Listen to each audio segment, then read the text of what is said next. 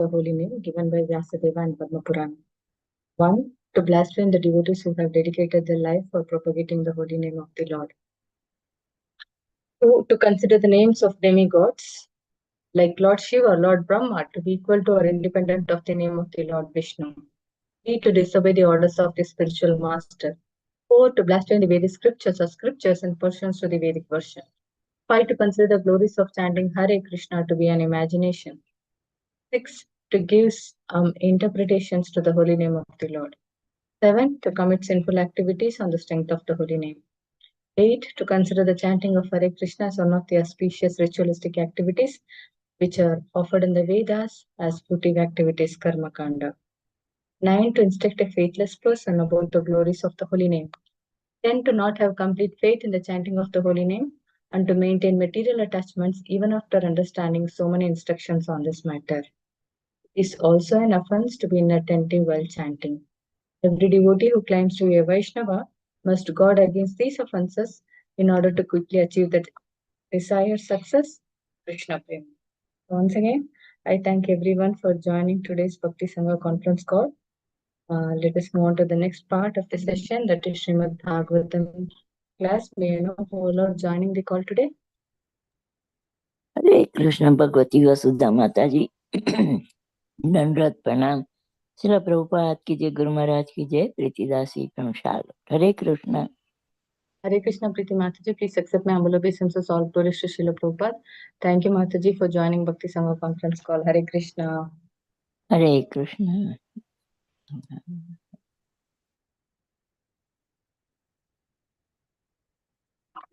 Hare Krishna Bhagavati Vasudha Mataji, please accept my humble obeisances. All glories to Srila Prabhupada. This is Vinita Gandharvika Devidasi from College Station, Texas. Hare Krishna, Vinita Gandharika Mataji, please accept my humble obeisances. All glories to Srila Prabhupada. Thank you, Mataji, for joining Bhakti Sangha conference call. Hare Krishna. Hare Krishna, Bhagavati Vasudha Mataji, please accept my humble obeisances. All glories to Srila Prabhupada. This is Shamagam Devidasi from Charlotte. Hare Krishna, Shamagari Mataji, please accept my humble obeisances. All glories to Srila Prabhupada. Thank you, Mataji, for joining Bhakti Sangha conference call. Hare Krishna.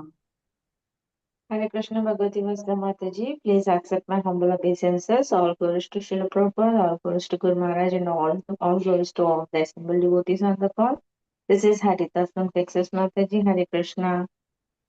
Hare Krishna, Harita Mataji, please accept my humble obeisances. All glories to Srila Prabhupada. Thank you, Mataji, for joining Bhakti Sangha conference call. Hare Krishna.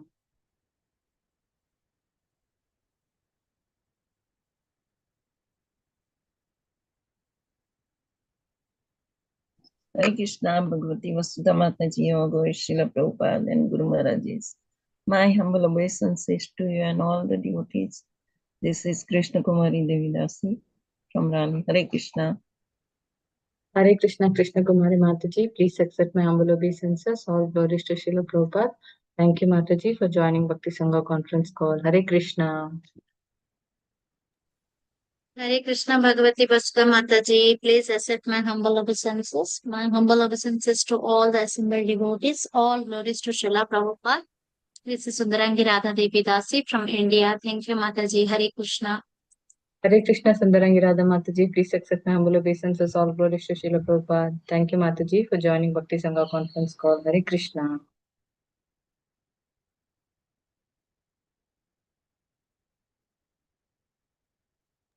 Hare Krishna Bhagavati Vasudha Mataji, please accept my humble obeisances. All glories to Srila Prabhupada. This is Anita Ramya from Sharjah. Hare Krishna. Hare Krishna, Anita Mataji, please accept my humble obeisances. All glories to Srila Prabhupada. Thank you, Mataji, for joining Bhakti Sangha conference call. Hare Krishna.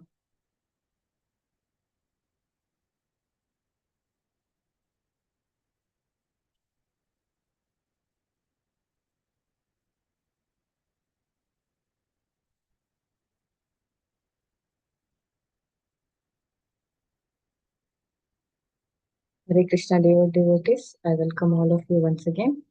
Thank you everyone for joining today's Bhakti Sangha conference call. Today we are really fortunate to have His Grace Sukumar Gaur Prabhu enlighten us on the topic of Srimad Bhagavatam 8.11.26 to 33. Before I hand over the call to Mataji. Yes, If Mataji. Prabhuji is ready, we can start the class. Okay, Mataji. If you're, are you there on the call, Prabhuji? Yeah, Prabhuji is there.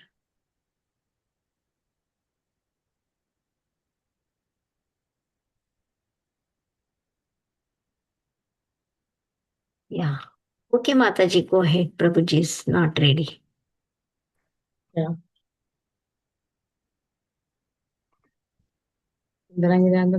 Okay. Hare Krishna, Prabhu. Mataji, Please accept my Prabhuji humble is Prabhuji is obeisance. on there. the computer. Adi. Hare Krishna, Prabhu. Please accept my humble obeisances. All glories to Srila Prabhupada. Thank you so much, Prabhuji, for giving your valuable time and association in this Bhakti Sangha conference call regularly. We are really fortunate to hear from you. Today's topic is Srimad Bhagavatam. We can take over the call, Prabhuji. We are done with the introduction. Hare Krishna. Hare Krishna. So we are reading from Srimad Bhagavatam this morning. Yes, we're reading from Canto 8, Chapter 11, text 26 to 33. So we'll read the text first, translation, and then we'll do the Mangalachara. तत्र तुरासिद् इषुबद्ध पञ्जराग्निर्गत शश्वरतात् वजाङ्घ्रिणी बभूदिशस्कं पृथ्वीं चरोच्चां स्वतेजसूर्य इव क्षपात्यये. Translation and purport by His Divine Grace, A.C. Bhaktivedanta Swami Srila Prabhupada ki jai. Thereafter, Indra released himself from the cage of network of arrows, appearing with his chariot, flags, and chariot driver, and thus pleasing the sky, earth, and all direction. He shone effulgently like the sun at the end of night. Indra was bright and beautiful in the vision of everyone. Niriksha pritanam deva parer apyatitam rane udayachadripum hantum vajram vajradharorusha. When Indra, who is known as Vajradhara, the carrier of thunderbolts, saw his own soldiers so oppressed by the enemies on the battlefield, he became very angry. Thus, he took up his thunderbolt to kill the enemies. Can we take the screen? Yeah.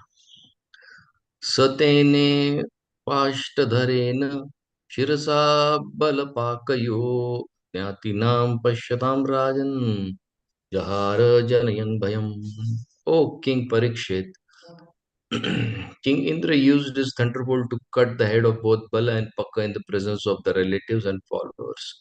In this way, he created a very fearful atmosphere on the battlefield. Namuchistadvadam drishtva shokamar shokamarusharushanvita jighamsur indram ripate chakara paramodhyamam. Okay, when Namuchi, another demon, saw the killing of Bala and Pakka, he was full of grief and lamentation. Thus, he angrily made a great attempt to kill Indra. Ashama, Ashama, Arayam, Shulam, Natva De, Mabhushanam, Pragrayabhyadravat Kruddo, Atotsit, Vitarajjayan. Prahino Devarajaya Inadan Brigarat Iva. Being angry and roaring like lion, the demon Namuchi took up steel spear, which was bound with bells and decorated with ornaments of gold. He loudly cried, "Now you are killed." Thus coming before Indra to kill him, Namuchi released his weapon.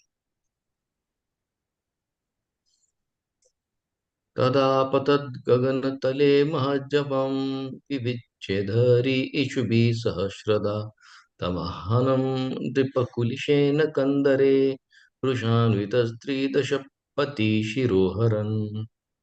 O king, when Indra, king of heaven, saw his very powerful spear falling towards the ground like a blazing meteor. He immediately cut it into pieces with his arrows. Then, being very angry, he struck Namuji's shoulder with his thunderbolt to cut off Namuji's head.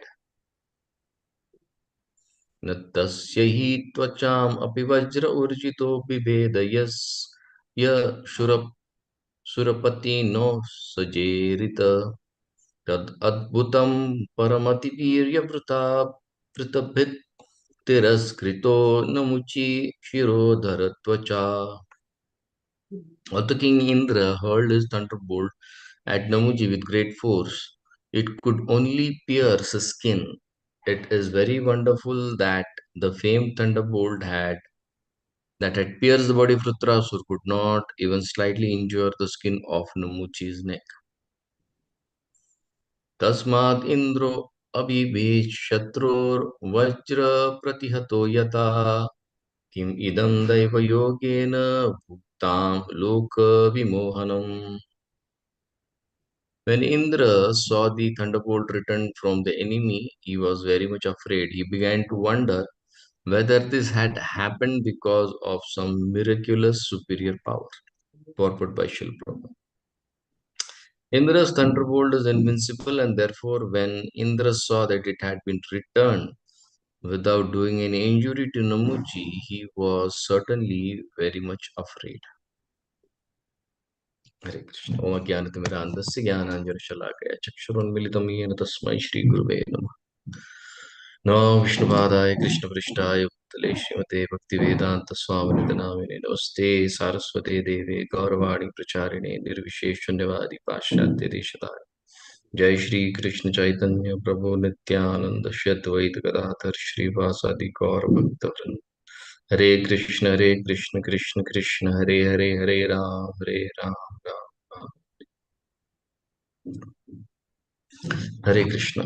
So we welcome all devotees for this Srimad Bhagavatam class. So grateful to all of you for allowing me to make a presentation on Srimad Bhagavatam. We are reading from Canto 8, Chapter 11. This is a very beautiful event of the fight between the demigods and the demons. Let's take a small recap before we enter the pastime.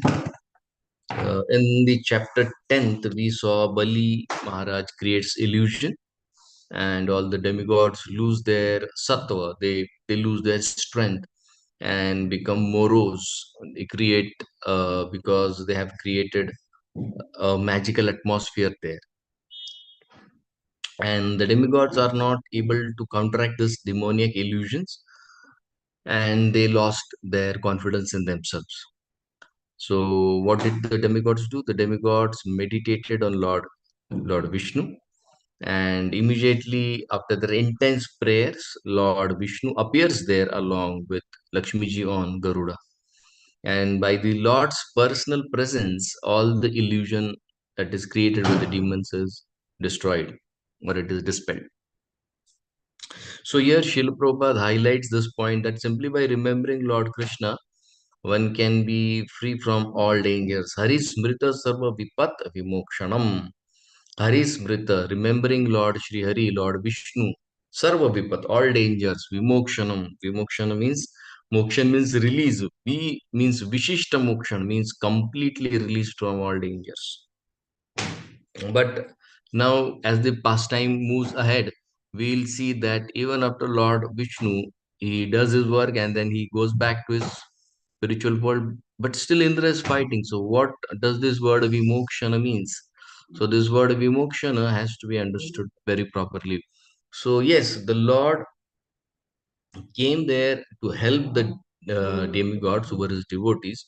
But at the same time, the Lord also has to allow the demigods to deal with the situation personally also in their way also. So when the Lord came there, he did his part and left the rest to be continued by the or completed by the demigods. So when the Lord came there, the demons saw them, and as usual when the demons saw them, they became angry on Lord Vishnu. So Kalanemi, who is a very powerful warrior, in the clan of Bali Maharaj, he threw a trident on Garudji. But as soon as Lord Vishnu saw the trident coming, he caught it with his left hand and threw it back to Kalani, immediately killing him. So see, on the battlefield, who the person was supposed to be killed by Indra is being now killed by Lord Vishnu himself. Lord Vishnu is personally interfering in this war.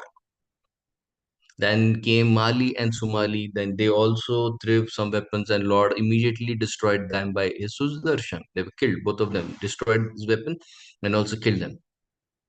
Then came Malayan, who attacked Garudji. Lord also killed him. In real life, this demons were supposed to be killed by Indra, but the Lord interfered personally and he killed it for Indra. So yes, in our lives also we see Lord will personally interfere and kill these demons or so-called difficulties that we face in our lives. So killing of the Lord can be in terms of actually destroying some danger, or it can be destroying the karma which is causing obstacle on the path of devotional service. So it can be both ways. So here seeing this, the demigods are so enlivened, they are so enthusiastic, and then the Lord gives back the sattva, the strength to the demigods. He revives the demigods, being merciful to his devotees. And now the demigods, when they see Lord Vishnu and they get renewed strength from Lord Vishnu, they are ready to fight as they get back their strength. Now, here the demigods, they had all the weapons in place, they had the strategy to fight, they had Lord Vishnu on their side, they had everything. But they had lost one main thing, which the Lord had to come back to renew, and that was hope.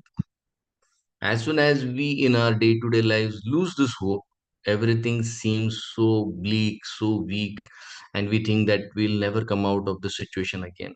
It's only because we have lost hope. We have lost hope from our own selves. We have lost hope from all the people who are around us. And the Lord, through somebody, will come and give us back the hope. Here, the Lord personally came. If we are fortunate enough and if we can recognize the Lord will personally come, or else the Lord will send somebody or send something by which we can renew our hopes and start dealing with this material energy once again. This is what the Lord has done here. And in that difficult situations, what did the demigods do? They did only one thing, that is remembering Lord Vishnu.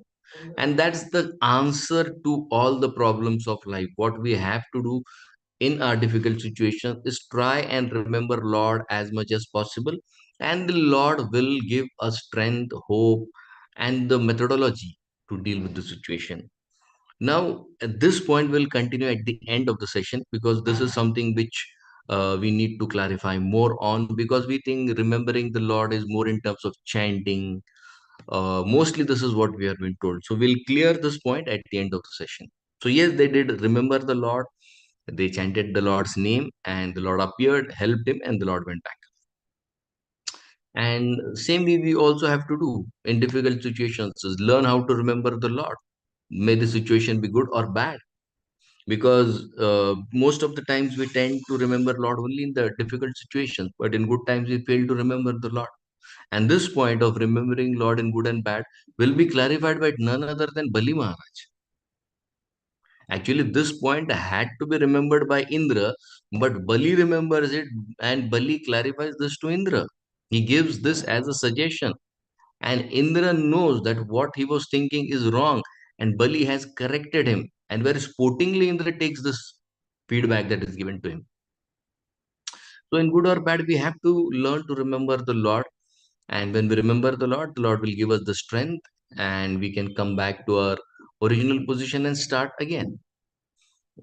For Indra, Lord directly intervened by killing some of the demons for Indra. For us, he may not directly kill, but he may give us the methodology, he may give us the right association, the right way by which we can deal with this difficult situation. And also, the point has to be remembered, yes, we have become devotees.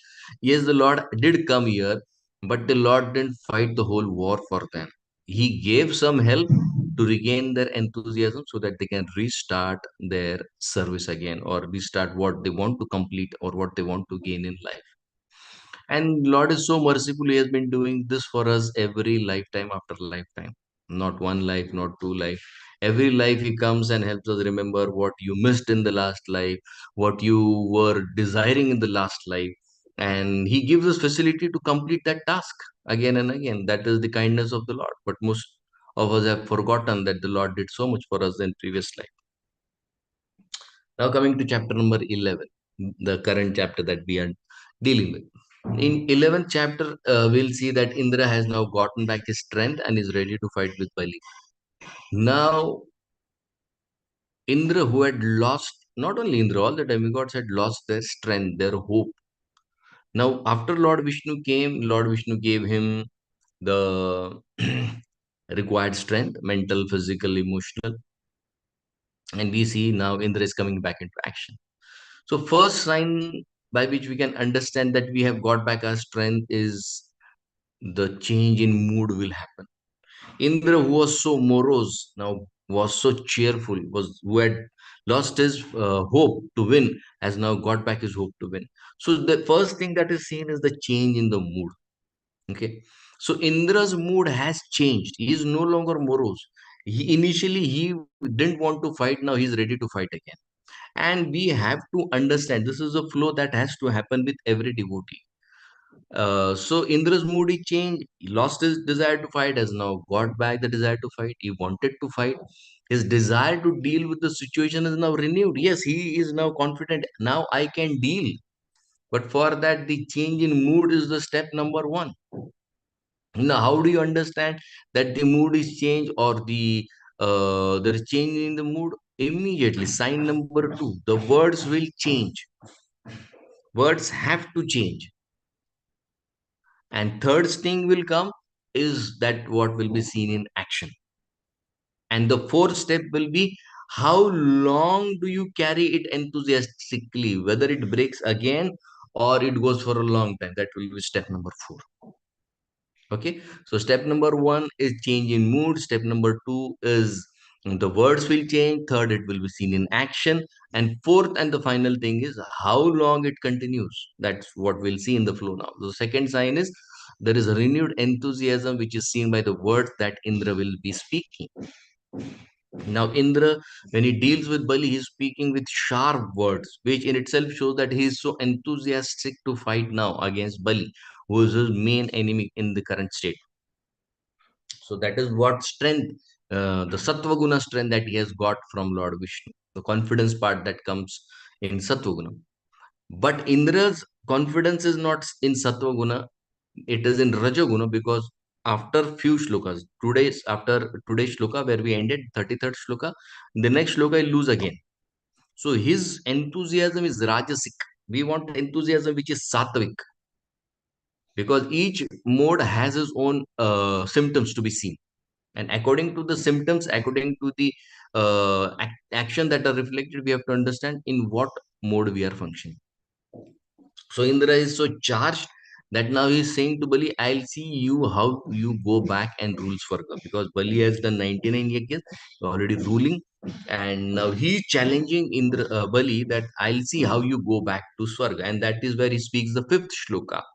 And that is the shloka where he points out one very important thing. And Prabhupada brings this out very clearly in his purport.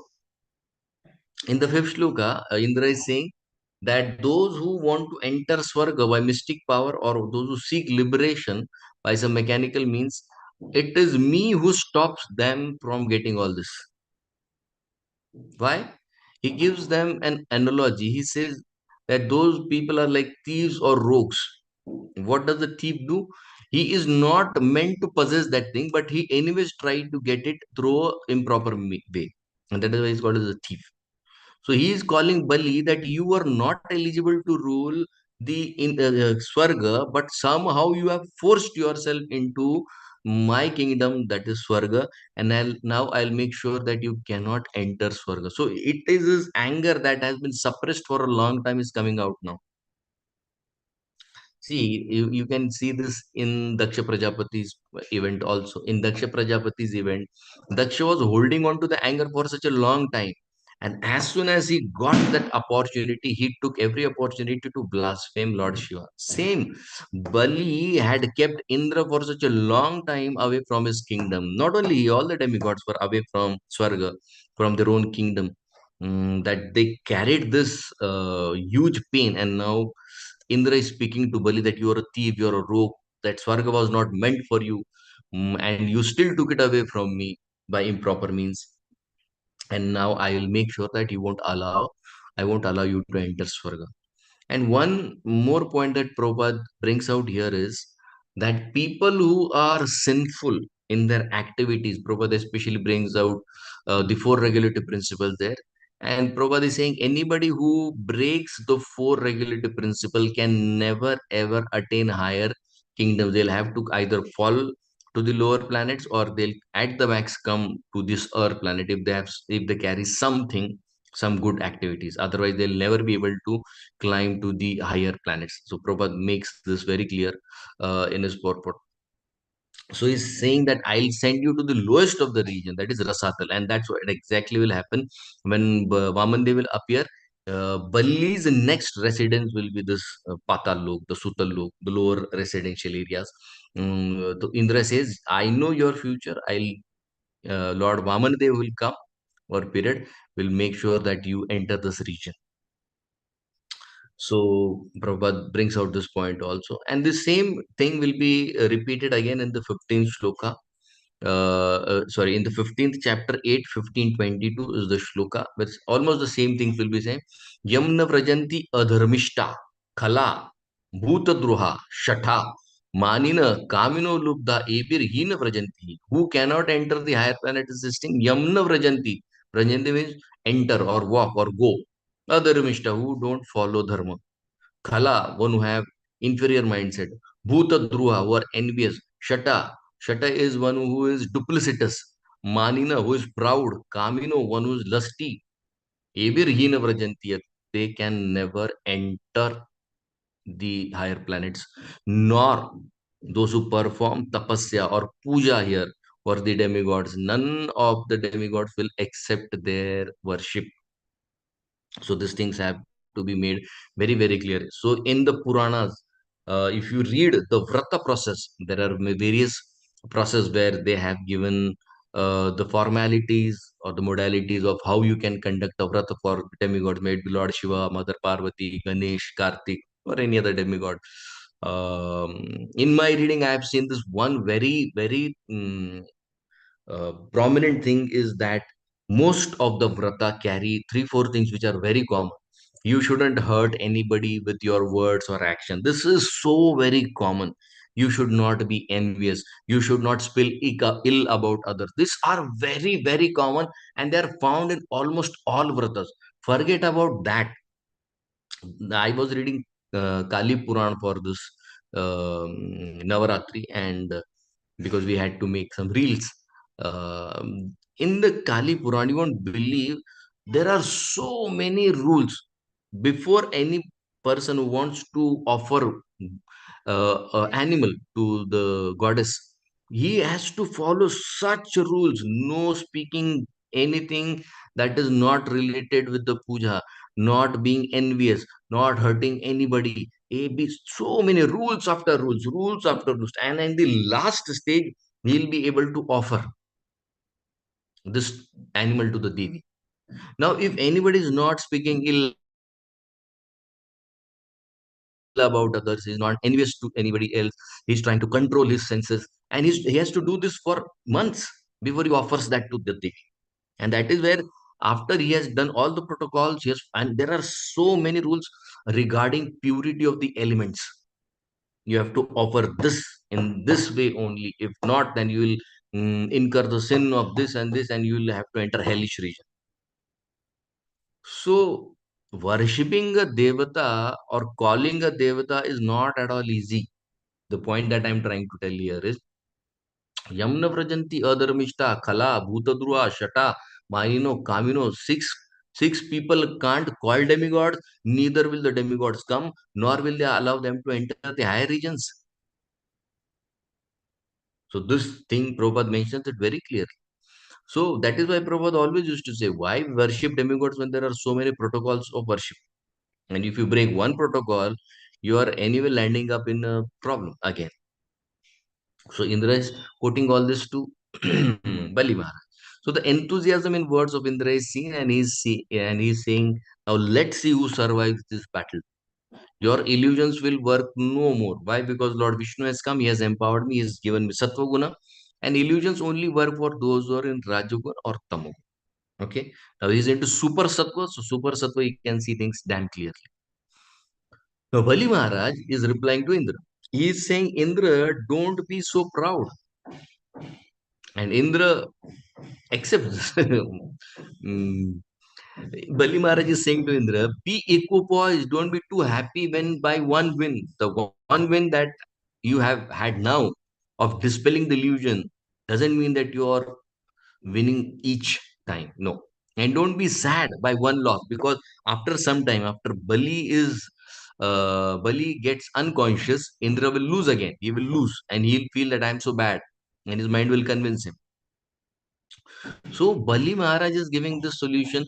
Be equipoise, Indra. One win shouldn't make you happy, and one loss shouldn't make you sad. Because winning and losing are part of this life. Just go on performing your duties. Bali Maharaj is saying this to Indra. He's chastising Indra. You're speaking like a child, not a learned. Why? Because you're thinking yourself as the cause of success and failure. Whereas what we carry is only the power to carry out the action. Results are never in our hands. Results are always in the hands of Lord Krishna. Results are always in the hands of time factor, and time factor is Krishna himself. So here Bali Maharaj is saying, be patient, be equipoised, don't go with the flow of winning. Okay. And now Indra, he also is able to understand, because he has some sattva which is given to him by Lord Vishnu.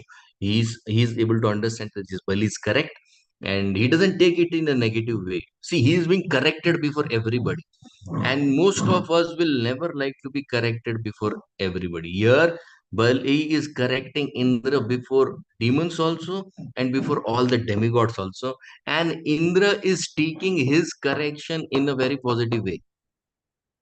We all need to learn this. At times there are situations that we may get corrected before all, and that should be okay for us. We take things so seriously, so personally, that after that we are not seen, or we don't feel like coming to that association. But here, Indra, before his own followers, all the devas, and before his competitors, the demons, before Bali and his followers, he has been chastised by Bali, and he is taking that correction in a very positive way. So this attitude has to be cultivated. This is what we have to learn from Indra as well. Now, correction has to be seen on three levels always. When somebody corrects us, yes, it may be true. What he is feeling about me, or what he or she is thinking about me, it may be true. Let me check out. And if it is true, let me improve. Second thing may be that it's his opinion only. It's not a judgment. Judgment means final ruling. No. It's his opinion about me. It may be true, it may not be true. If it is true, let me correct. If it is not true, it's okay. He is only thinking in a certain way about me. And third thing is, people will keep saying good and bad. Most of the times, you have to rise above all this. But the common strategy that we do is, we keep on giving explanation after explanation after explanation to tell the person, I am a good person, I am a good man, I am a good woman. There is not at all required. Why do we want to explain everything? Don't you yourself understand what you did is right or wrong? And do you think your explanation will help them understand the reality? It may, or it most of the time it doesn't. Most of the time we just waste our time in trying to make others explain I'm a good person. So it's okay. People have their opinion about us. When Krishna came to this world and when he left the war field, he is called as Ranachod. the one who ran away from the war field. And he's still okay. He says, okay, sir, I'm like this. I don't feel like fighting. I don't know to fight with you. I've already fought 17 times. What do I do fighting the 18th time? You have all you lost, you lose every time. I know you'll lose again. So Krishna says, let it be, let it go. Let's rise above. First thing, we don't accept the feedback. Second, if we accept, we don't feel good. And third is we start giving explanation. It's not required most of the times. It's not required. So somewhere we have to analyze our own selves, our own stand. If we feel it is okay, it's okay. If it is not, let's correct and move ahead. So Bali's feedback was taken very positively by Indra. And again, the fight started. Indra attacked Bali. And this time, Indra hit Bali so hard that Bali fell unconscious and he fell from his plane. So immediately, Bali Maharaj is taken from the war field and is kept somewhere in other place. He is taken back to his Guru's ashram. Now, when Bali's associates see that Bali is attacked by Indra, then there is one demon who is known as Jambasur. He's sitting on a lion. He strikes Indra, he strikes Airavat, and the strike is so heavy that Airavat falls unconscious. So Indra falls from Airavat. Now, Indra falling from Airavat has been seen in various places. So, yes, he is powerful, but the point is that he may also fall from his vehicle. Matali, who is the driver, immediately gets another chariot which is drawn by 1,000 horses. So Jambasura, see, in this fight, it is so practical. Now there is a real war zone that is happening. But look at these demons, something very good to learn from them. Jambasura is seeing how quick Matali is. He says, wow, I fought with him. I made Airavat unconscious.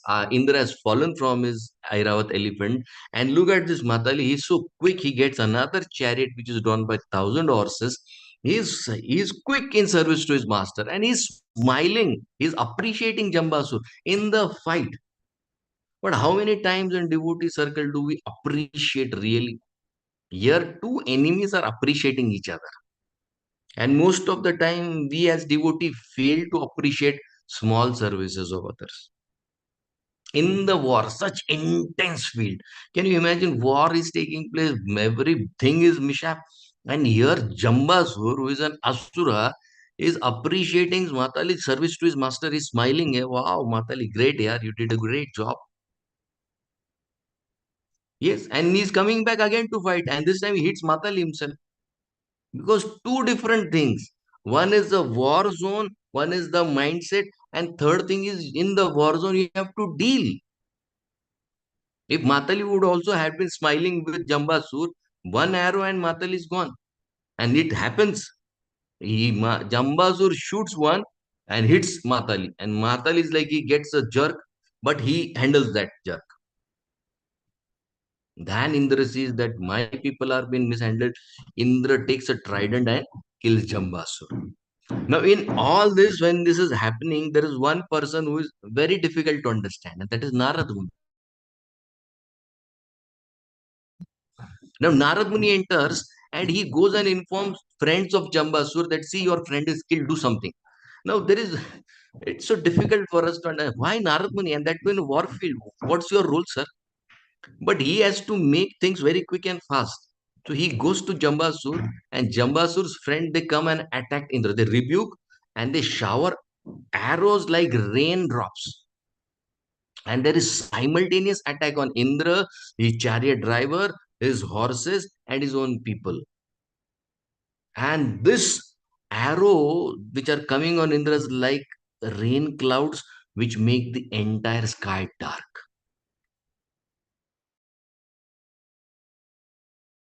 And everybody feels that now Indra is gone because he can't be seen. He's covered by the arrows. And demigods feel so concerned about Indra. They become so anxious about Indra, who's their leader, who's the captain. And they begin to lament like a trader who has lost his ship in ocean. Now, very beautiful point. See, Indra, who is the leader, who is the captain of all the devatas, the demigods. So when a leader is surrounded by difficult situations, or he is in troubled waters or in troubled situations, we have to first have some things in place in terms of understanding. See, when the Devas saw that Indra is covered and he may get injured or we may lose him, who is our leader, the Devatas are feeling worried. They are feeling vulnerable. They are feeling weak. So in our lives, if we don't have a leader, we should be worried. Do I have somebody who can take care of me, who can guide me, who can help me in my vulnerable situations, in my weakness? And the mind does cheat us. The demigod's mind is cheating them. Indra's mind cheated him. Now again it will cheat him. The demigods are feeling weak when they have no leader. And here we are without any help, without anybody guiding us. And we are like, yes, I can do it. How can you do it? What makes you think that you can do it when the demigods themselves are feeling weak and vulnerable when Indra is covered by arrows? This is something which has to be understood by every sadhaka. You may be 20 years old, you may be 10-year-old, you may be 30-year-old, 40 years in Krishna consciousness, 50 years in Krishna consciousness. Sir, who is there to guide you? Who is there to take charge of you? We will need people who need to take charge of our lives. And in our history, we have seen those who are away from this condition where nobody is there to look. We have seen mishaps happening one after another because we are weak, we are vulnerable, because our mind is not completely purified and it may cheat us at any given point of time. First point. Point number two. Point number two, what we have to learn from Indra is even a leader can face challenges in his personal life. Leader doesn't mean he will not face crisis. Read Bhagavad Gita chapter number 6. When the yogi who sees the Paramatma, he is completely cleansed of all his sins and his impurities. I exactly don't remember the shloka, but this is 6th chapter where it is said that he still has to face challenges in his life. Leader means bring him down to a human platform. Don't take him to a godly platform. He has his own challenges and he has to deal with his own challenges based on his previous experiences, or he may have to enhance his experiences. So let's not be surprised when we see a leader facing challenges. Let's be human. We only write being human on t-shirt. Here we need to be more human. A senior leader can face challenge, or a topmost leader can face challenge because he is on a different platform. Everybody has his own personal baggage from his past. Indra is facing challenges. Who is Indra? Is the leader of the Devatas. Leader of this world is facing challenge. He's the Deva. He's the Pati. He's the leader of all the Devatas. And most of the times, the followers exactly act like this demigod. They become moros. Oh, how can this happen to this leader? And what happened? And this and that. And seeing that, they leave the path of bhakti. Leader has done his part of connecting us to Krishna. So let's be grateful to the leader. And at the same time, accept that he also is a person who has to deal with his own internal world. Srimad Bhagavat Canto first, who is the first person to land up in crisis? Is Parikshit Maharaj, Yudhishthir Maharaj. Parikshit Maharaj, Canto 1. What is the question that is asked when Parikshit Maharaj leaves his home? The question is asked, how can he leave home? Because all people are dependent on him. All of a sudden, how can he take this call of leaving? He has made a blunder. He is the leader of the entire earth. To rectify, he has to do something. Even though he was needed for the society at that time, Krishna had a plan for him so that Srimad Bhagavatam can come through him. Leader can land up in crisis. Leader can land up in problems. Leader can face challenges in his personal life. Bharat Maharaj, the person who ruled the seven Vipas, he is facing personal challenges when he gets attached to a deer. Yudhishthir Maharaj, who is the leader of the entire earth, is facing problems because he has entered the gambling arena. Leaders are humans. They are not gods. Your gods are facing problem. How can you say that your human leader won't face a problem? Leader has his past. He has his own karma. He has his own samskaras. He has his own experiences. He has to deal with them. Prakriti will throw challenges to anybody and everybody. The leader is not an option there. I still remember this was 2000, maybe 8, 9, something. I exactly don't remember. We were on annual yatra with His Holiness Ratana Swami Maharaj, our annual yatra, Chopati temple. And His Holiness Sachinandan Maharaj, who stays for 1 month every year in Kartik in Vrindavan. So he was there. So Maharaj invited him. And I still remember the place. This is Gaivar Kund in Barsana. And everybody was sitting around Gaivar Kund. And there Maharaj, His Holiness Sachinandan Maharaj, is sitting in Vrindavan at Gaivar Kund, which is the heart of Vrindavan. And how does he start his lecture? He starts his lecture that I was coming to the venue, dear devotees, and while I was coming to the venue, I saw one lady who was taking bath and she was all open. Now everybody is thinking, what is the connection? And Maharaj starts his lecture. Even though you may be in Vrindavan, you will have to be more careful because Maya is still working here. Yes, he had to face a challenge and he dealt with it very properly. Read His Holiness Indratumna's Maharaj traveling monk articles. He was in one place, a country I don't remember, and he lands up in the airport, and all of a sudden, so many prostitutes surround him. You can read his article; it is there in his diary. So, a leader can face personal health issue, he can face relationship issue, he can face his issues on the level of his mind, intelligence, ego, and that is okay. He is a human; he's not a god. Okay, most of the time, how do we deal with this situation? We deal like Karna. Karna always kept on complaining. My mother left me when I was a child. My mother left me when I was a child. She did such a great mistake by leaving me.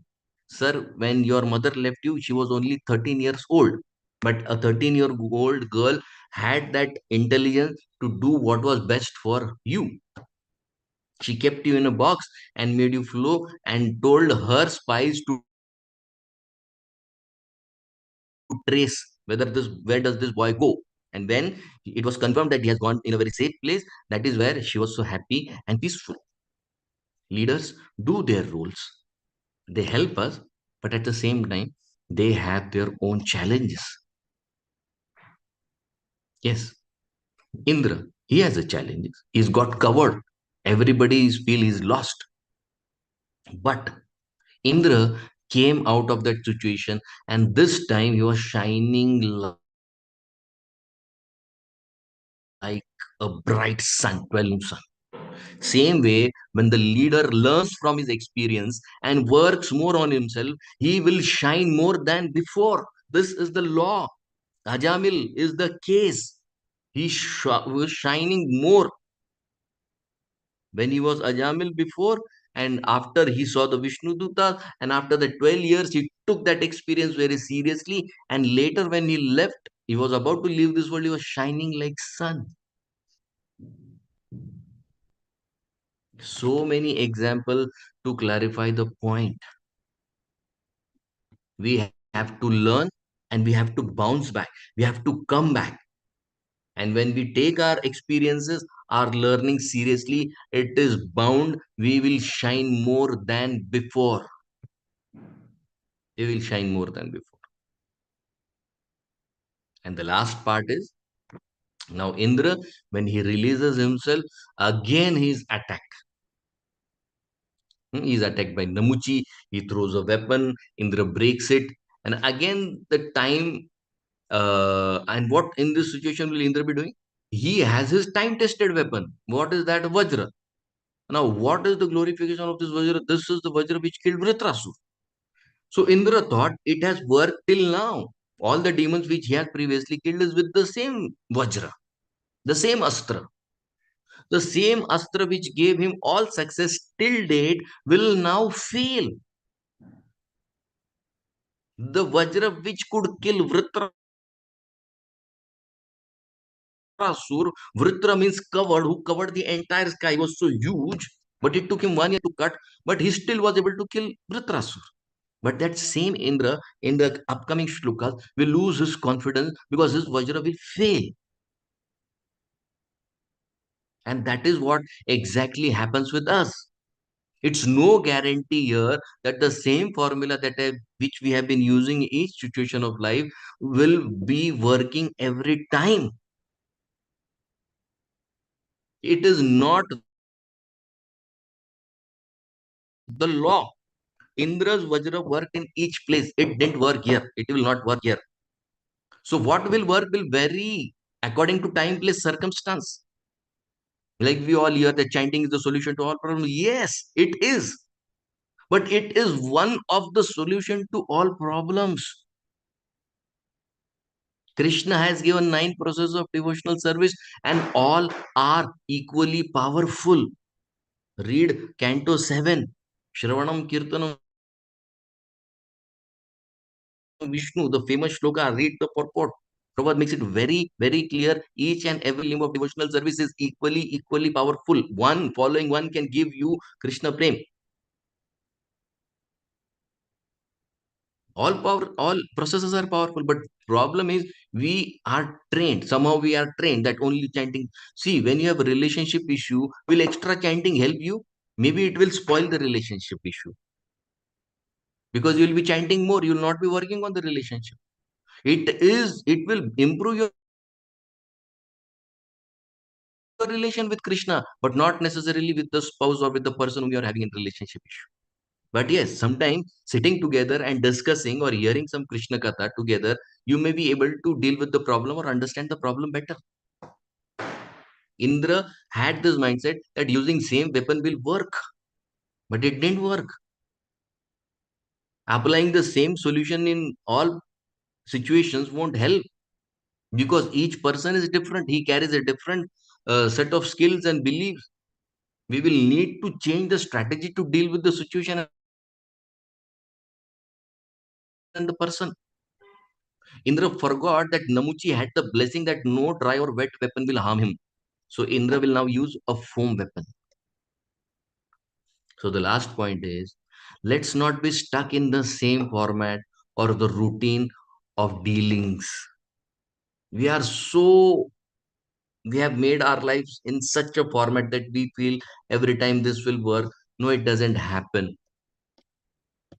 At times, people vary, situations vary, life events vary, and according to the person, we will have to change the strategy.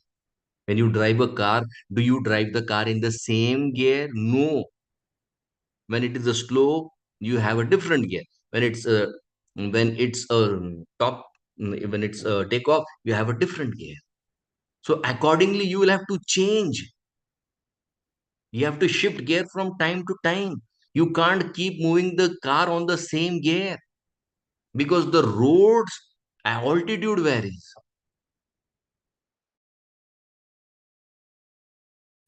And same thing has to be applied in our day-to-day life. We can't be doing or using the same formulas and expecting them to work. It doesn't happen. No, because people are different, times are different, situations are different, their upbringing is different, their belief system is different, and accordingly we'll have to take a call on what works better and get to a normal life and start again every single day. Hare Krishna. Thank you all. Srila Prabhupada ki jai. Grantara Srimad Bhagavatam ki jai. Thank you, Prabhuji, so much for this very, very practical session in relation to Srimad Bhagavatam, pastimes of Bali and Indradev. Thank you so much, Prabhuji. Yes, Prabhuji, this is all very relatable to all our situations in our Krishna conscious progress. Thank you, Prabhuji. Yes, we will have to understand that leaders also will need their time. They will also have their challenges. So it is not that it always they will be able to give the time. Yeah, correct, Prabhuji. And we should also grow. Yeah, thank you so much, Prabhuji. Very nice. Dear devotees, if you have any questions or comments, you can ask now.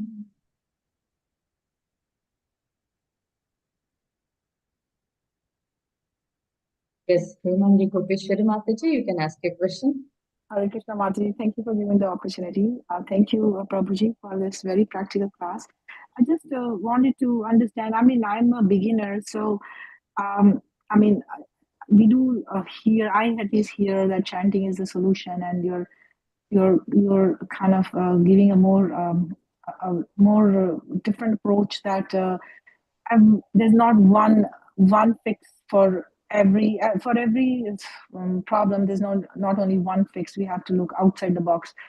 So I mean, for a person like a neophyte, to find a Krishna conscious solution to these material problems, probably will have to take guidance from somebody. So I don't start applying a material solution to a material problem rather than have a Krishna conscious solution to the material problem.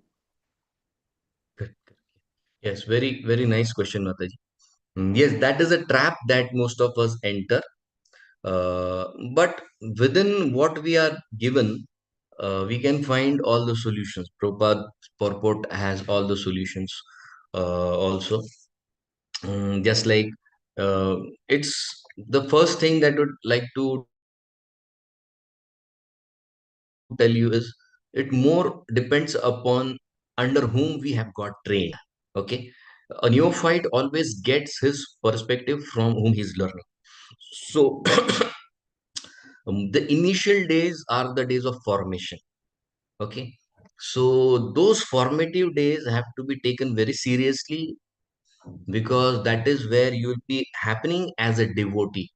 And if your principles, if your siddhantas are not clear as to how to deal with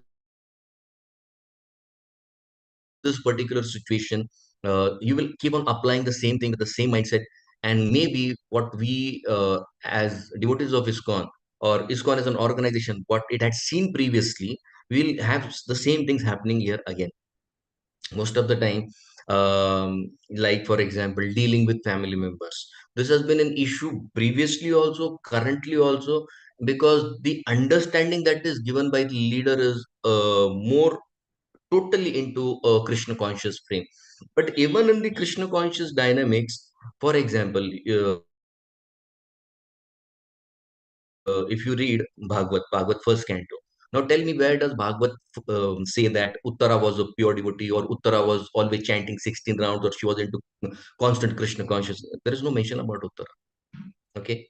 So even after having Uttara, you are told that yes, do respect her and accept her. Whatever she is able to do, she is still accepted as a devotee because she is connected to the Pandavas. Okay, so practically, for example, there is one event in Mahabharata, and there is intense war that is happening. Arjuna is Gudaki, he knows how to deal with sleep. But he sees that all the soldiers are seriously tired. He sees Duryodhan, everybody is very tired. Only two people are fresh and awake. One is Krishna and one is Arjuna.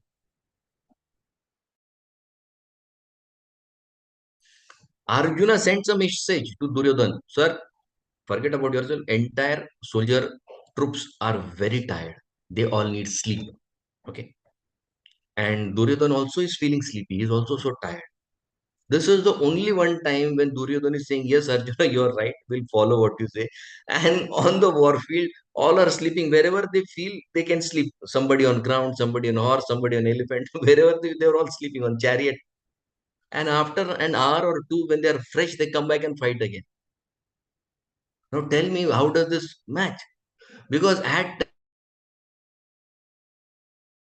times you will have to have an approach which will help ease the tension in the situation, come back on platform where we can think broader, mature, and come to conclusion and then move ahead. Okay, so first thing we have to understand is under whom you are getting trained, because the person will give you the initial approach, and once that initial approach sinks in, it becomes very difficult to break. And for this I can give you um, example of I forgot her name. She's Prabhupada disciple, and Unrevealing the Heart. She wrote this book, beautiful book, and in that book she's writing the same thing. For 35 years she served Prabhupada mission, and after 35 years, when she had crisis in her life in terms of serious sickness, and all family was at toss, her daughter's relation, her husband's relation, that was the time when she had to take a call that I have to change my strategy. She changes the strategy, and then she comes out of that entire episode. Families get back on track, her health gets back on track, and then now she's a wonderful preacher. Of course, she's a very senior lady in ISKCON.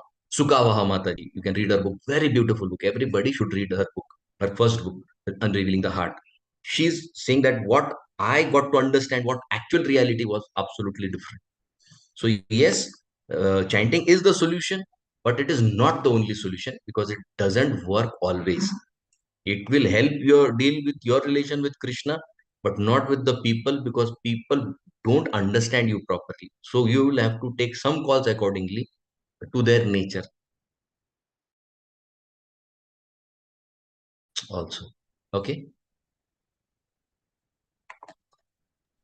Thank you, Prabhuji. Hare Krishna. Thank you, Mataji. Next, I request Anita Mataji, you can ask your question.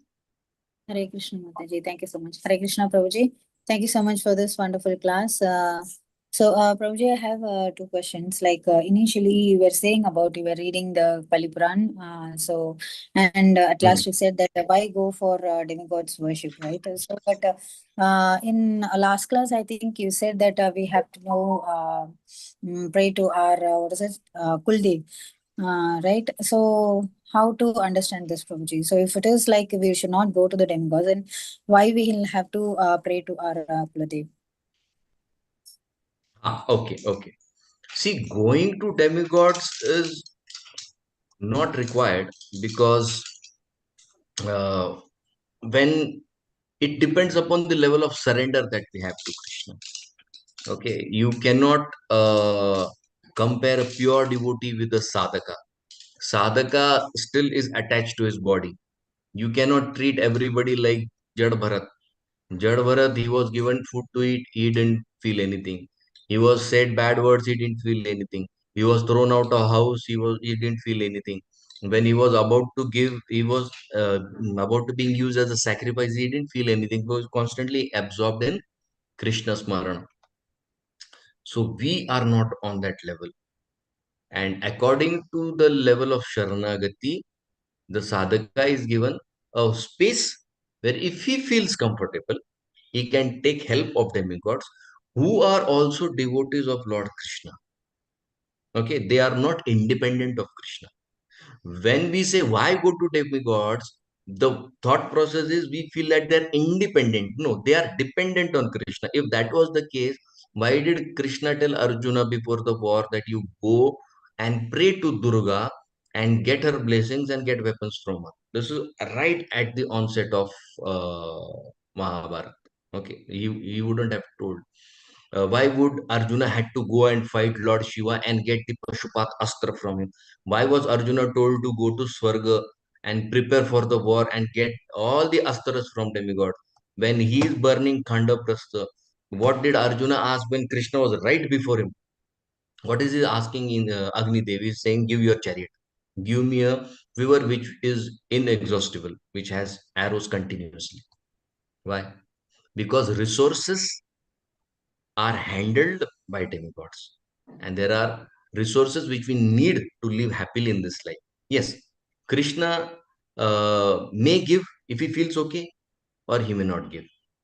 Now it depends upon what level are we on. If we feel that no, I want it quickly. Krishna says you can go to the demigods and seek their help. They'll give you. You use it for serving me, and that way also you can progress. So there are two ways depending on the sadhaka's level of surrender. Thank you. Thank you so much, Prabhuji. That was a clear explanation. And we see even Arjuna got the astra from Shiva, right? Lord Shiva also. Lord Shiva also was pleased with Arjuna. Thank you so much. And second question was like Indra fighting with Bali. You were saying that he was angry, or I don't know, I didn't get that correctly. Angry or enthusiastic? He was enthusiastic in Rajasic mode, not in Sattvic mode No, sometimes. when he was given feedback by Bali, Indra took it very positive. He took it positive. That's the point we made there. Okay. Thank you. Thank you so much, Mataji. Now I request Janavi Mataji, you can please ask your question. Janavi Mataji. Okay, thank you so much for Mataji.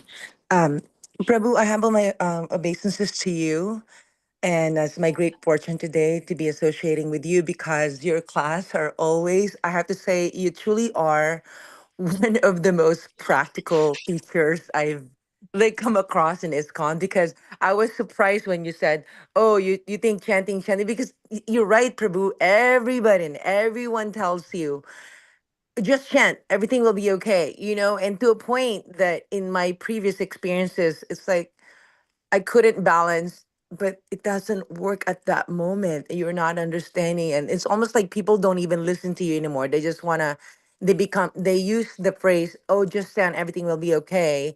Sometimes I feel like to really, truly, truly dismiss a devotee that's really having a difficult time, may it be in philosophy, may it be in practical or spiritual life. So I'm going on about this because I want to thank you and bow to you that it's like, oh, that is so refreshing and so freeing, because sometimes the chanting doesn't work. And I like the when you said on the Harikata, how are you supposed to improve your relationship that's basically giving you a problem right now?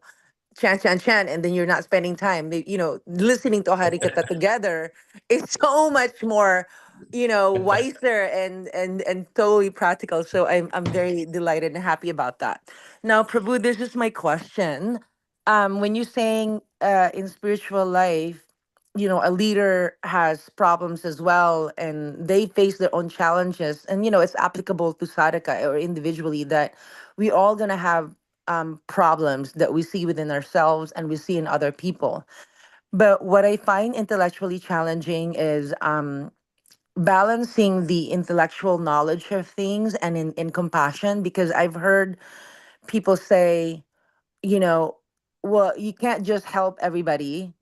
You have to be wise in helping people. Sometimes, it's their karma. So I, I don't for some reason I'm having a body reaction to that. It doesn't feel correct in my core because sometimes I have an instinct to help, right, people. And so it's hard for me to like back up a little bit and intellectualize things and say to myself, oh well, he's going through that right now because of his or her past mass deeds. Maybe I shouldn't interfere. Maybe I shouldn't help. Let it be. Krishna is in charge of things. So Prabhu, my question to you is, what should we do in certain situation? What if our instincts are is to help? Do we intellectualize this first? Be wise in our helping?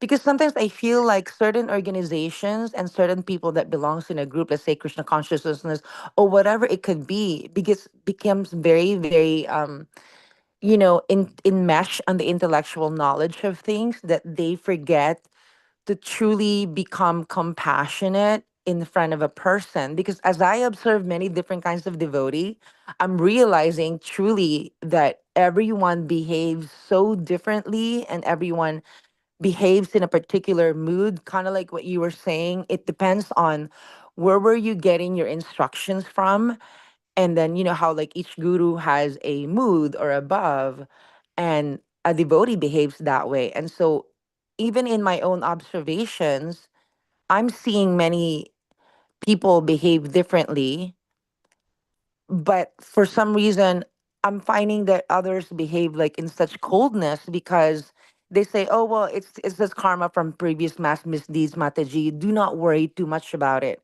But at the same time, I'm thinking, but if we can help this person elevate it to, let's say, non-survival mode, wouldn't it be better? But I find the lackadaisical mode sometimes. So Prabhu, what is your most practical advice to go about this?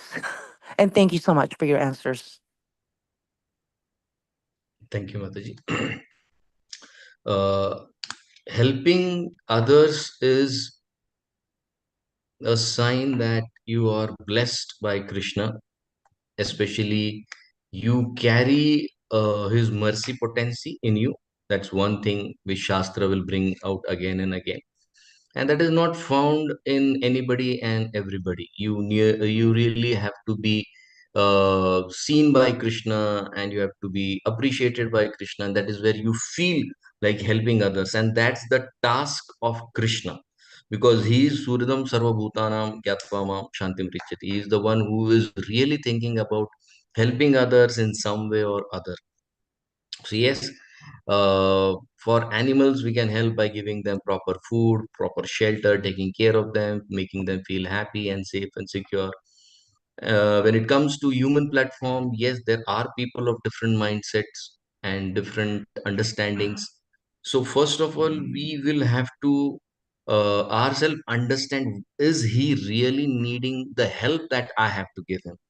Because the type of help that we have is more of a intellectual help. Okay, by helping him understand that yes, what is coming right now in our life is related not to the current situations, but to some past situations also, or also to some mindset issues that we have developed in this life, or to some experiences that we have gathered by living with some people. So what we are, in terms of ISKCON devotee, we are here to help him understand the philosophical part. Okay. Once he is philosophically sound, then he can help himself over a period of time. But there are people, most of the people who come to devotees are people who want to be heard. Okay. Mm, They are not solution seekers. Means if you ask me for last 20 years of my experience, people are not here to seek help. They want them to be understood. They want them to be heard. And okay, we can hear to them. mm, We can give them as a help that yes, please sit and express yourself. But most of the time, the sound they emit from their existence is so negatively charged, that we mm, carry the mood and impression of those people. So helping them is good, but are we well equipped? Are we so strong that we can handle the negative energy that they emit in when they come in contact with us? Because that's a serious energy, and we mm. can't be collecting their filth and still be Right, happy in right, Krishna consciousness. Yeah, yeah. right. So we have a certain type of help that we are here to give, if they're comfortable taking the help, because Arjuna, for in Arjuna's case, Krishna didn't speak till Arjuna asked help for.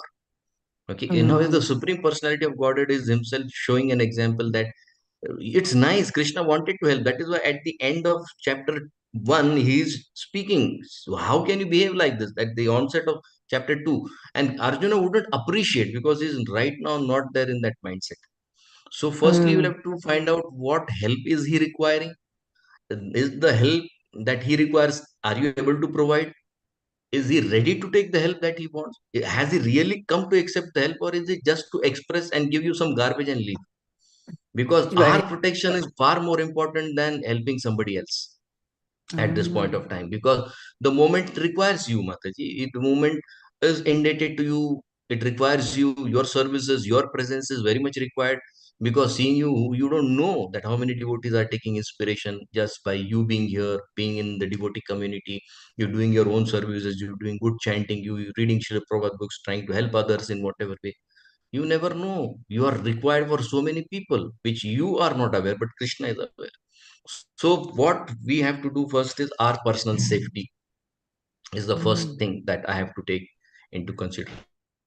And helping others will gradually will happen, because Krishna also want people who can reach with his message to n number of people.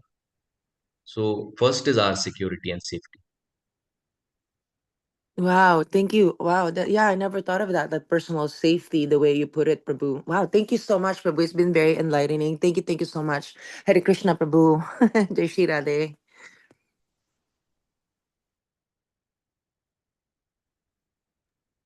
Thank you, Mataji. Thank you so much for that practical question.